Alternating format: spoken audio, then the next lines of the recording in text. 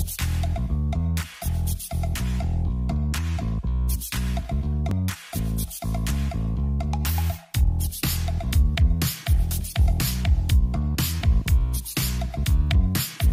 बच्चों, mission 2022 trade welder practice test 5 हम 4 practice test कर चुके हैं और हर बार की तरह इस टेस्ट का भी लिंक आपको डिस्क्रिप्शन में मिलेगा।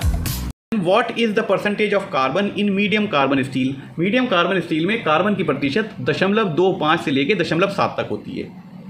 एक आपको रेंज बता रहा हूँ। अब देखते हैं ये आंसर कहाँ लिखा है। 0.05 नहीं, बहुत कम हो गया। 0.05 बहुत कम हो गया। 0.3 यस, ये है वो। मैं उसको 0.25 कह रहा था। इनका आंसर 0.3 से 0.6। ओके, आंसर सी इसका सही हुआ। 0.6 से 1.2 तक ये तो हो गई आपकी हाई कार्बन स्टील। आपसे तो मीडियम कार्बन स्टील पूछा जा रहा है। और 0.05 से 0.3 तक जो ए ऑप्शन है वो है आपका माइल्ड स्टील का। 3 तरीके की कार्बन स्टील होती हैं, माइल्ड स्टील या लो कार्बन स्टील भी कहते हैं उसको। हमसे मीडियम कार्बन स्टील का पूछा गया था, उसका आंसर सी है। What is the defect of metal flowing into the surface of base metal without fusing it? Okay, देखिए एक डिफेक्ट होता है कि जो फिलर मेटल है वो बेस मेटल की सतह के ऊपर तो आ गया है, बह गया है उसके ऊपर, लेकिन उसके साथ फ्यूज़ नहीं हुआ। मतलब बेस मेटल पिघला नहीं है, वो बस पिघल के बह के उसके ऊपर आके और वहाँ पर आके जम गया है। उसको हम ओवरलैप कहते हैं। उस डिफेक्ट को ओवरलैप कहते हैं। अंडरकट नहीं कहते। अंडरकट तो वो होता है वेल्डिंग और बेस मेटल का जहाँ पर किनारा आया, जहाँ पर वो मिले आकर, वो जो एक बाउंड्री आई, वहाँ पर नाली सी बन जाती है। मतलब आपका बेस मेटल इरोड होके और ठंडा होके वो वेल्ड मेटल के साथ चला जाता है, तो एक नाली सी बन जाती है। लैक ऑफ फ्यूजन उसको नहीं कहते, लैक ऑफ पेनिट्रेशन भी उसको नहीं कहते, इसको ओवरलैप कहते हैं। और आपको फिगर में ये दिखाई दे रहा होगा कहाँ पर ये डिफेक्ट आपको मिलते हैं। ये आपको सरफेस के ऊपर मिलते हैं, सतह। आप क्वेश्चन को अगर पढ़ें, बेस मेटल की सरफेस पे आपको कह रहे हैं, ग्रूव की सरफेस पे नहीं कह रहे। ग्रूव की सरफेस पे लिखा होता तो लैक ऑफ फ्यूजन कहलाता वो defect. What is the type of welding defect shown in given figure? ये जो फिगर में दी हुई डिफेक्ट आपको दिखाई दे रहे हैं, इसको क्या कहते हैं? ये क्रैक हैं बच्चों। ये जो आपको वाइट ब्लैक के अंदर वाइट दिखाई दे रहा है ना, ये क्रैक्स हैं। तो ये वेल्डिंग डिफेक्ट क्रैक है। ऑप्शन ए सही है। ब्लो आर्क नहीं होता, ब्लो होल नहीं होता, वो तो एक छिद्र जैसा होता है। बर्न थ्रू उसको नहीं कहते, वो तो प्लेट अगर पिघल के पूरा उसमें छेद हो जाए उसको बर्न थ्रू कहते हैं। तो ये पूरा छेद तो नहीं हुआ है, वो भी प्लेट में नहीं हुआ है। अनफिल्ड क्रेटर इसको नहीं कहते। क्रेटर कुछ और चीज़ होती है, वो वेल्डिंग के आखिर में एक डिप्रेशन जैसी कोई चीज़ होती है। तो इसका एक ही आंसर सही है, answer A. Next question, which one of the defect is caused by low current in arc welding? Arc welding में अगर आपने करंट को कम रखा तो कौन सा डिफेक्ट हो सकता है भाई? पोरोसिटी का इससे मतलब नहीं है। अंडरकट तब होता है जब हाई करंट रखते हैं। हाई करंट रखेंगे तो अंडरकट होगा, क्योंकि वो बेस मेटल को ज़्यादा पिघला लेगा अपने, क्योंकि हीट ज़्यादा उत्पन्न हो रही है तो बेस मेटल के किनारों को भी पिघला देता है। लैक ऑफ फ्यूजन हो सकता है। एक्सेसिव पेनिट्रेशन तो हो ही नहीं सकता भाई। लो करंट आपने रखा है तो हीट जनरेशन कम होगा। हीट जनरेशन कम होगा तो पेनिट्रेशन भी कम हो सकता है, फ्यूजन भी कम हो सकता है। पेनिट्रेशन ज़्यादा तो नहीं हो सकता, तो डी तो आंसर नहीं होगा इसका। अंडरकट वो भी हाई करंट की वजह से होता है। पोरोसिटी वो उसका लो करंट से कोई मतलब नहीं है, तो इसका एक ही आंसर है, वो है लैक ऑफ फ्यूजन।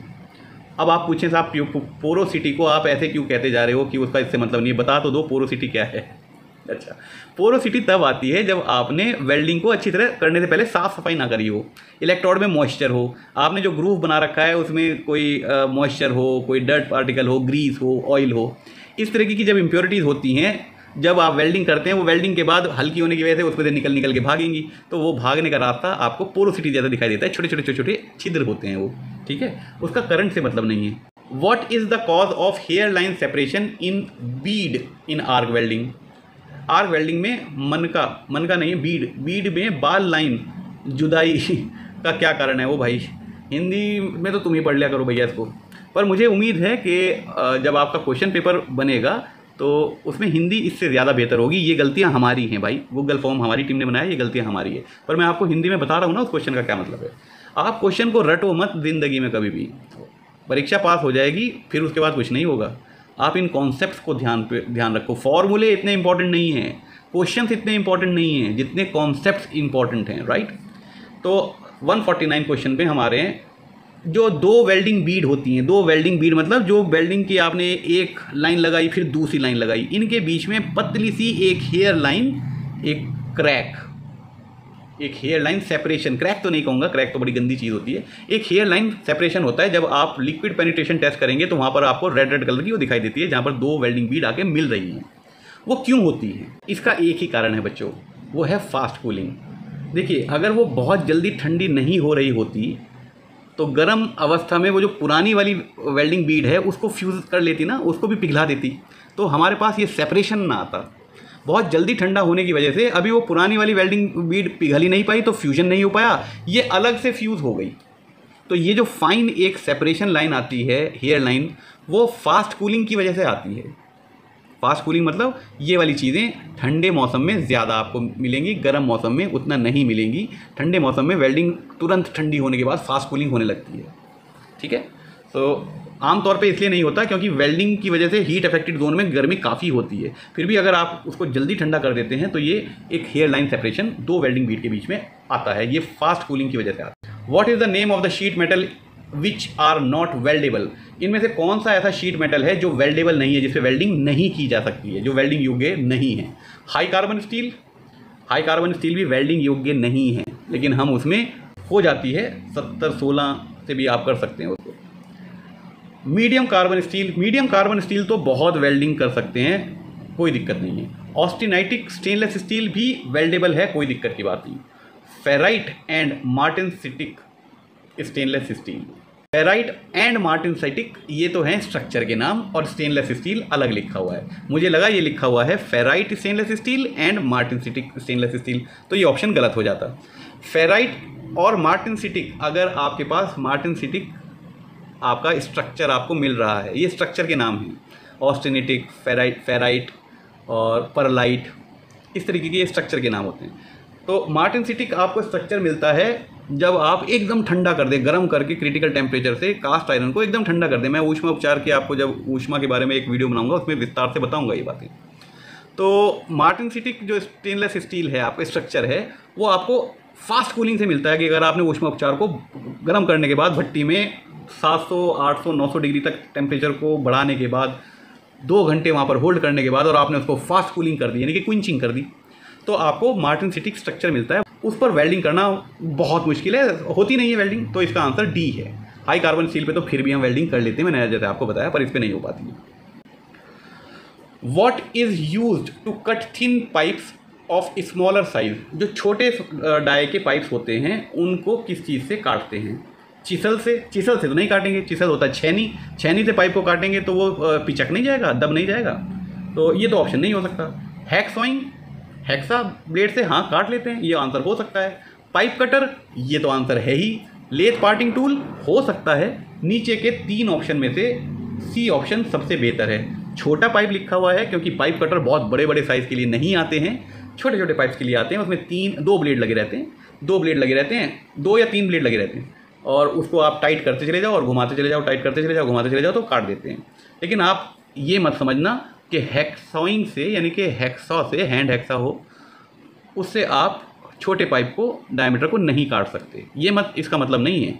और आप ये भी मत समझ लेना कि लेथ मशीन पर पार्टिंग टूल से हम छोटे पाइप को नहीं काटते हैं। पर इस क्वेश्चन में इन चारों ऑप्शन में सबसे अच्छा ऑप्शन पाइप कटर है, इसमें कोई संदेह नहीं होना चाहिए, तो इसका सही आंसर पाइप कटर है। What is the base of selecting the nozzle size for gas welding of a pipe? Pipe की गैस वेल्डिंग करने के लिए नोजल साइज को सेलेक्ट करने के लिए वॉल थिकनेस, अरे प्लेट हो, पाइप हो, हमारी तरफ से कुछ भी हो, बेस मेटल की थिकनेस कितनी है उससे हम आपके नोजल साइज को का चयन करते हैं। इसका आंसर है पाइप वॉल थिकनेस, ठीक है। Which type of filler wire rod shell contain higher percentage of iron? इनमें से कौन सी फिलर वायर जो है उसमें ज़्यादा आयरन की परसेंटेज होगी? फेरस, ये है आंसर, हो सकता है। नॉन फेरस, नॉन फेरस में तो फेरस होता ही नहीं, तो फेरस मतलब आयरन। अब नॉन फेरस लिख रखा है जैसे कॉपर, एल्युमिनियम, इसमें आयरन होता ही नहीं है, तो इसमें आयरन की परसेंटेज ज़्यादा होने का कोई मतलब ही नहीं बनता, तो बी ऑप्शन गलत है। Alloy type of ferrous metals, ये आंसर हो सकता है।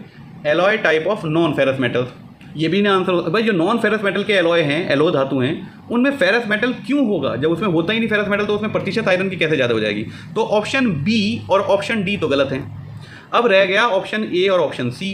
फेरस धातु जिसमें सारा का सारा आयरन ही है, और एलॉय टाइप फेरस धातु जिसमें फेरस के अलावा कुछ और धातुओं का भी हमने मिश्रण किया हुआ है। तो फेरस की परसेंटेज किस में ज़्यादा होगी? आप बता ही पाएंगे, वो आंसर ए है। अरे जिसमें और भी एलिमेंट डाल रखे हैं उसमें तो फेरस की परसेंटेज कम हो जाएगी ना भाई।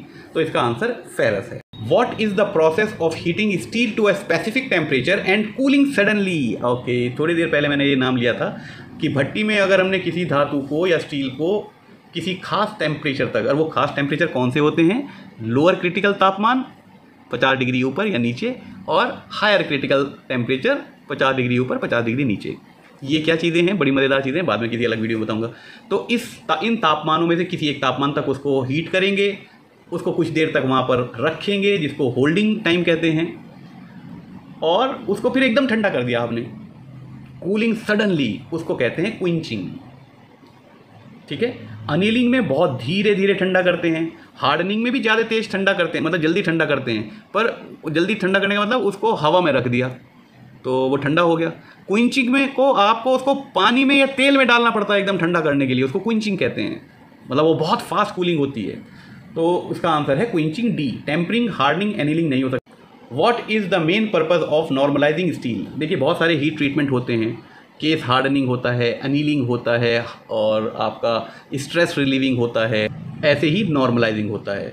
नॉर्मलाइजिंग क्या होता है कि जब हम मेटल्स पे कार्य करते हैं तो उसके ग्रेन स्ट्रक्चर बदल जाते हैं। उन ग्रेन स्ट्रक्चर, कोई बड़ा ग्रेन बन गया, कहीं छोटा बन गया, तो उससे कमज़ोर हो जाता है हमारा मेटल।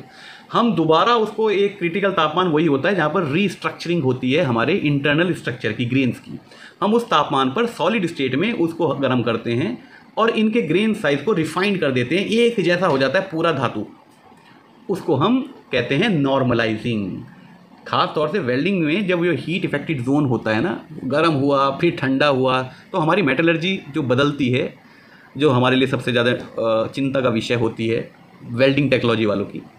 सो उसको ठीक करने के लिए हम नॉर्मलाइजिंग एक हीट ट्रीटमेंट है उसको करते हैं। तो इसका आंसर है टू कंट्रोल हार्डनेस। नहीं होता, हार्डनेस को कंट्रोल करने के लिए हम हार्डनिंग एक हीट ट्रीटमेंट है उसको करते हैं। प्रिवेंट क्रैकिंग करने के लिए भी नहीं होता, उसको हम स्ट्रेस रिलीविंग कहते हैं, कि ताकि आंतरिक तनाव दूर हो जाए और क्रैकिंग ना हो। To make welding operation easier, weldability उसको बढ़ाने के लिए एनीलिंग कह सकते हो, मशीनिबिलिटी के लिए होता है वैसे वो, लेकिन मशीनिबिलिटी होगा तो वेल्डिबिलिटी भी हो जाती है, उसकी अच्छी हो जाती है। तो ये भी प्रोसेस वो नहीं है। To produce fine grain of uniform structure, normalising यही है। नॉर्मल करना मतलब सारे एक जैसे कर देना, कोई छोटा बड़ा ना हो, उसको नॉर्मलाइजिंग आप ऐसे याद कर सकते हैं। Okay. What is the purpose of setting root gap? Root gap को क्यों, मतलब बनाने का उद्देश्य क्या है? रूट गैप इसलिए दिया जाता है, जो पहली लेयर है ना, रूट रन जिसको हम कहते हैं, जो पहली वेल्डिंग जहाँ हम करेंगे वो हवा में चलती है आधी मतलब उसका एक हिस्सा एक तरफ के पार्ट पे, दूसरा हिस्सा दूसरे पार्ट पर, और बीच में खाली हवा होती है बच्चों रूट रन पे जब हम वेल्डिंग करते हैं। तो ये गैप क्यों दिया जाता है? ये गैप इसलिए दिया जाता है कि ताकि पेनिट्रेशन हो सके। To get good penetration, option C, इसका ऑप्शन सी है। टू ओवरकम अंडरकट, अंडरकट से इसका कोई मतलब नहीं है। टू कंट्रोल डिस्टॉर्शन, डिस्टॉर्शन से भी इसका मतलब नहीं है। रूट गैप की वजह से सच बताऊं तो डिस्टॉर्शन होने की संभावना बढ़ती है। आखिरी है gap get close due to expansion, कि जब वो गर्म हो के फैलेगी चीज़ें तो ये गैप बढ़ जाए। कोई रेल की पटरी थोड़ा ही है वो कि उसके बीच में गैप देना पड़ता है। गैप इसलिए दिया जाता है वो रूट गैप, कि ताकि वेल्डिंग यानी कि जो पिघली हुई अवस्था में मेटल, फिलर मेटल है, वो दूसरे बैक साइड तक पहुंच सके, मतलब दूसरी नीचे वाली सरफेस तक पहुंच जाए, यानी कि पूरी डेप्थ में वेल्डिंग हो जाए, इसलिए वो रूट गैप दिया जाता है। Which of the following metals have high thermal conductivity? इनमें से किसकी हाई थर्मल कंडक्टिविटी है? पिछली वीडियो में भी मैंने आपको बताया था। अगर आपसे धातु पूछ रहे हों और थर्मल कंडक्टिविटी पूछ रहे हों या इलेक्ट्रिक कंडक्टिविटी पूछ रहे हों और कॉपर लिखा हुआ हो आंसर में कहीं, आप कॉपर को लगा देना, ठीक है? क्योंकि सोना तो यहाँ लिखा नहीं होगा, चांदी तो यहाँ इसलिए नहीं लिखा होगा क्योंकि हम तो इंडस्ट्रियल ट्रेनिंग कर रहे हैं ना, हम कोई सुनार की दुकान पे, हम ज्वेलरी डिज़ाइनिंग की बात नहीं कर रहे हैं यहाँ पे। तो हमारे लिए वही धातु लेकर आएंगे ना जो हमें, जिनका पता होना चाहिए। सोना चांदी अगर नहीं लिखा हुआ तब तो कन्फ्यूजन हो जाएगा मुझे भी दोस्तों। ऐसा थोड़ा ही है कि कोई मेरे से पूछे कि बता कोयला और रेत में से किसका मेल्टिंग टेम्परेचर ज़्यादा है, तो मैं बता दूंगा कि रेत का ज़्यादा है। नहीं, मुझे नहीं पता भाई, ठीक है, सारी चीज़ें नहीं पता होती हैं हर एक को, पर आपको वही चीज़ें बताई जाएंगी, पूछी जाएंगी जो आपके लिए काम की होंगी। तो अगर कॉपर कहीं लिखा हुआ है आंसर में और क्वेश्चन में इलेक्ट्रिक कंडक्टिविटी यानी कि चालकता या उससे संबंधित कोई विद्युत धारा का फ्लो ऐसी कोई चीज़ लिखी हो, और या फिर आपकी थर्मल कंडक्टिविटी लिखी हो, तो आप कॉपर पे निशान लगा देना और चैन की बंसी बजा के सो जाना, वो आंसर सही होने वाला है।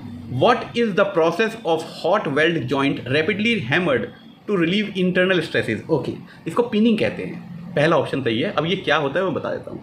जब हम वेल्डिंग करते हैं और जब तक वो वेल्डिंग ठंडी नहीं हुई, मतलब लाल रहती है, वेल्डिंग हो तो गई, सॉलिड भी बन गई, लेकिन अभी लाल है, तो उस गर्म अवस्था में उसके ऊपर बॉल पिन हैमर की बॉल वाली साइड से, मतलब गोल वाली साइड से उस पर पिनिंग की जाती है। पिनिंग मतलब उस पर चोट मारी जाती है।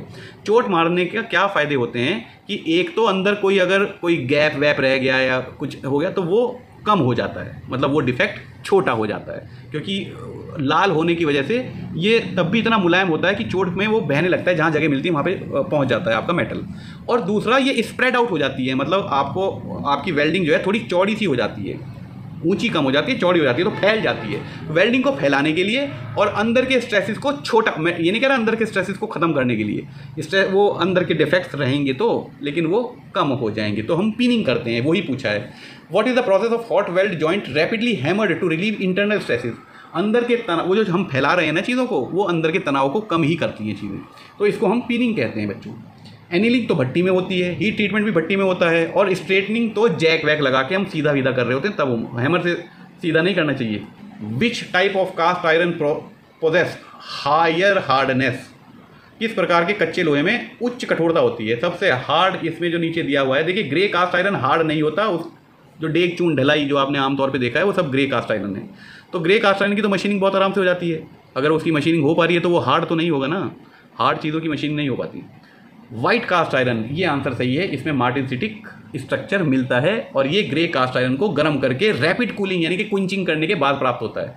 सारे क्वेश्चंस को आपस में जोड़ दिया ना, तो ये है इसका सही आंसर। नॉड्यूलर कास्ट आयरन भी बहुत ज़्यादा हार्ड नहीं होता, और मेलिएबल कास्ट आयरन हार्ड कैसे हो सकता है? जब वो आघातवर्धक है, यानी कि वो फैल सकता है, छोटी मोटा अगर चोट मारेंगे तो थोड़ा बहुत फैल जाता है मेलिएबल कास्ट आयरन। तो इसका सही आंसर है बी, वाइट कास्ट आयरन, जो बहुत ज़्यादा हार्ड होता है। Which type of cast iron is soft? Grey cast iron आमतौर पे सबसे ज़्यादा सॉफ्ट है, इसका आंसर ए है। वाइट कास्ट आयरन तो अभी हमने देख लिया कि वो बहुत हार्ड है, और वाइट कास्ट आयरन को यूज़ किया जाता है, हार्ड होता है यानी कि उसको घिसना मुश्किल होता है, घिसावरोधी होता है, तो छोटी मोटी व्हील के पहिए बनाने के लिए ना, व्हील और पहिए बनाने के लिए हम कास्ट आयरन को, जैसे छोटी मोटी ट्रॉली के कोई पहिए बनाने हों ढलाई से, उसके ऊपर रबड़ भी लगाई जाती है, पर वो पहिए हम cast iron, white cast iron के बनाते हैं, ताकि सालों साल तक वो घिसे ना, ठीक है। नॉड्यूलर कास्ट आयरन का आंसर नहीं है, मेलिएबल कास्ट आयरन इसका आंसर नहीं है। Which size of filler rod should be used to weld 2 mm thick MS sheet?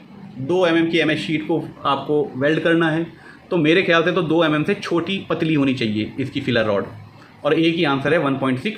और ये आंसर निमी के आंसर उसमें भी, मतलब भारत स्किल्स के आंसर की में भी ये 1.6 दे रखा है। तो अगर यहाँ पर वो मेरी बात मान गए कि अगर 2 mm की है थिकनेस, तो 1.6 फिलर वायर उसमें होनी चाहिए। तो 8 mm मोटी प्लेट जिसमें वी ग्रूव बना रखा है आपने, उसमें आपको फिलर रॉड 5 mm की क्यों चाहिए थी? शायद उन्होंने रूट गैप को 8 mm समझ लिया, मतलब मान लिया, वो थिकनेस दे रखी थी वहाँ पर, रूट गैप तो 2 ही mm का रखा जाएगा ना। चलिए आप, कोई बात नहीं, वो बाद में समझाऊंगा, अभी क्वेश्चन आंसर परीक्षाओं के लिए कर लो। What is the main function of flux coating in electrode? Flux coating electrode के कई फंक्शन होते हैं, वो शील्डिंग गैस प्रोड्यूस करती है, वही शील्डिंग गैस का आयोनाइजेशन हो जाता है और उसी से तो आर्क बनती है।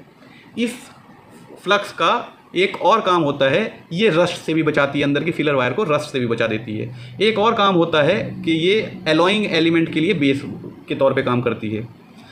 अब देखते हैं नीचे आंसर क्या लिखा है। टू प्रिवेंट रस्टिंग, यस ये आंसर हो सकता है। टू स्टेबलाइज द आर्क, हाँ सबसे ज़्यादा इसका मुख्य काम यही है, स्टेबलाइज द आर्क। भाई आर्क बनेगी जब प्लाज्मा होगा, उसी को तो आर्क कहते हैं। प्लाज्मा मतलब आपकी कोई एयर ऐसी होनी चाहिए, कोई गैसियस फॉर्म में ऐसी कोई चीज़ आपके पास होनी चाहिए, ऐसी कोई गैस होनी चाहिए जिस पे से अगर इलेक्ट्रिक करंट फ्लो करवाएं जिसमें से, तो वो आयंस में बदल जाए। तो प्लाज्मा बन जाएगा, तो आर्क उत्पन्न हो जाएगी। तो हमारी आर्क स्टेबलाइज ही होती है। ये जो फ्लक्स जब ये वेपोराइज होता है तो इससे एक शील्डिंग गैस जो बनती है वही तो आर्क को स्टेबलाइज करती है। तो इसका सही उत्तर बी है। टू कंट्रोल आर्क टेम्परेचर का फ्लक्स से कोई मतलब नहीं है, उस टेम्परेचर का मतलब है करंट से। To increase welding current increase करना और डिक्रीज करना तो होता ही नहीं है, क्योंकि आमतौर पे हम कांस्टेंट करंट पे वेल्डिंग करते हैं। सारी बातें याद रखो भाई। 163 what is the purpose of oxygen lever in gas cutting. एक ऑक्सीजन लीवर अलग से गैस कटिंग में दिया होता है, मैंने पिछली भी वीडियो में बताया था। ये ऑक्सीजन जब लाल हो जाता है आपको धातु जिसको आपको कट करना है ऑक्सी एसिटिलीन फ्लेम से, तो जब लाल हो जाता है तो तब इस लीवर को दबाया जाता है। और ये वो एक ऑक्सीजन जो कि कंप्रेस्ड है, जो पूरा इसीलिए तो ऑक्सीजन का सिलेंडर में प्रेशर 150 kg/cm² तक रखते हैं। वो प्रेशर जो है ऑक्सीजन गैस से मिलता है जो इसको काटता हुआ चलता है। तो वो कटिंग प्रेशर है, जो लीवर है वो कटिंग ऑक्सीजन गैस के लिए है। तो इसका आंसर क्या हो सकता है? प्री हीटिंग तो नहीं हो सकता, हीट करने के लिए नहीं है वो। पुश द मोल्टन मेटल, ये आंसर हो सकता है क्योंकि वो मोल्टन मेटल को पुश करता है उस प्रेशर से। रिमूव द एक्सेस मेटल, ये भी आंसर इसका हो सकता है कि वो रिमूव कर देता है उस मेटल को। Release excess oxygen and to push the molten metal, okay, ये आंसर इसका सही है क्योंकि वो ये जो लीवर है जब हम इसको दबाएंगे तो excess oxygen under high pressure release होती है, और वो जो मोल्टन मेटल है, मतलब जो लाल हो गया, लगभग पिघली हुई अवस्था में आ गया, उसको वहाँ से हटाती हुई चलती है। हम ऑक्सीजन गैस को इसलिए यूज़ करते हैं क्योंकि कोई और गैस यूज़ करेंगे तो ऑक्सीजन ही तो फ्लेम को बनाए रखेगी ना, दूसरी गैस तो फ्लेम को बुझा देगी। फूंक मारोगे तो बुझ नहीं जाएगी, अगर पीछे से बहुत तेज़ अगर गैस आ रही हो तो फ्लेम बुझ नहीं जाएगी। सिर्फ ऑक्सीजन एक ऐसी एयर है जो फ्लेम को बुझाती नहीं है, उसको और जलाए रखती है। Which gouging nozzle is selected for rivet head cutting. अगर रिवेट के हेड को काटना है, मतलब वो रिवेट, अब वो दोनों पार्ट को खोलना है, रिवेट से आपने जोड़ रखे थे तो रिवेट को काटना पड़ेगा ना भाई, रिपेट जिसको आप हिंदी में कहते हैं। तो उसका सिर काटते हैं हम, मतलब उसके किसी एक साइड का हेड काटते हैं। तो उसको काटने के लिए बैक गॉजिंग कौन सी नोजल होती है? स्लाइटली बेंट होगी, प्री हीटिंग उसमें होल होंगे। तो bent nozzle with 3 pre heating hole. Straight nozzle तो नहीं हो सकती, बेंट नोजल होगी। Flute cutting straight with 6 hole, ये भी नहीं होता, स्ट्रेट तो नहीं हो सकती, बेंट होगी। अब हमारे पास आंसर 2 रह गए, यानी कि बी और डी तो नहीं हो सकता, दोनों में स्ट्रेट नोजल लिखा हुआ है तो नहीं हो सकता। आंसर है bent nozzle with 3 pre heating holes, और सी ऑप्शन है बेंट नोजल विद 6 होल्स। तो विद 3 प्री हीटिंग होल्स वाले पे हम आंसर लगा देते हैं, क्योंकि 6 होल्स से ये मतलब समझ में नहीं आ रहा कि वो 6 होल्स प्री हीटिंग के हैं या कोई गलती से होल्स उसमें हो गए हैं। अगर पूरी वेल्डिंग की बीड हटानी है तो आपको 6 होल वाला प्री हीटिंग होल वाला आपको नोजल चाहिए होता है। रिवेट का सिर्फ हेड हटाना है तो 3 प्री हीटिंग होल वाली नोजल से काम चल जाएगा। What is the name of part x shown in portable cutting machine. ये जो पोर्टेबल कटिंग मशीन है इसमें एक्स का नाम क्या है? अच्छा, ये पहले भी आया था ये क्वेश्चन, लेकिन उसमें ये एक्स यहाँ लिखा हुआ था, ये था इसका वर्टिकल एडजस्टमेंट। और फिलहाल जो एक्स आपका लिखा हुआ है ये आपकी ट्रैवल स्पीड, मतलब ये पूरी मशीन किस स्पीड से, कटिंग स्पीड आप उसको कह लें, उसको कंट्रोल करने के लिए होता है। तो नीचे आंसर में देखते हैं स्पीड कंट्रोल, यही इसका आंसर है। और इस तरीके से ये आपका क्वेश्चन पेपर पूरा हुआ। देखिए बहुत सारे क्वेश्चंस या तो उनको सही लैंग्वेज में फ्रेम नहीं करा, इंग्लिश की बात कर रहा हूँ, हिंदी में तो वो हमारी गलती है क्योंकि इतना समय नहीं होता बच्चों, हम उसको गूगल ट्रांसलेट से हिंदी में ट्रांसलेट करते हैं और आपके लिए एक क्वेश्चन बैंक बना देते हैं। तो या तो क्वेश्चंस जो ऐसे हैं एम्बिगुअस हैं, एम्बिगुअस मतलब जिसके एक से अधिक मतलब निकल रहे हैं। एक मतलब वो जो वो पूछना चाह रहे हैं, एक मतलब ये जो हम क्वेश्चन को पढ़ के समझ गए हैं। तो क्वेश्चन एम्बिगुअस नहीं होने चाहिए थे, पहली बात। दूसरा, कुछ क्वेश्चंस के सवालों के जवाब शायद मुझे मतलब सारे ऑप्शंस एक से अधिक उत्तर हो सकते हैं उसके, तो एक ये मुझे थोड़ा सा इस टेस्ट में लगा भारत स्किल्स के। और तीसरी बात ये है कि कुछ क्वेश्चंस जो हैं वो तो गलत थे ही थे, क्योंकि AWS पूछ रखा है और IS स्टैंडर्ड के आपने कोडिंग लिख दी है वहाँ पर। ये सारी चीज़ें मुझे उम्मीद है कि जल्दी ही ठीक कर ली जाएंगी। पर ओवरऑल क्वेश्चंस बहुत अच्छे हैं, क्वेश्चन बैंक बहुत अच्छा बनाया है। और अगर आपको ये सारे सवाल आते हैं, इनके जवाब आते हैं और आपको ये सारी चीज़ें पता हैं, तो बच्चों खुश होने की बात है कि आप एक अच्छे वेल्डिंग के जानकार हो गए हैं। तो अगली वीडियो के लिए ट्यून इन रहें, तब तक के लिए स्वस्थ रहें, खुश रहें। Thank you.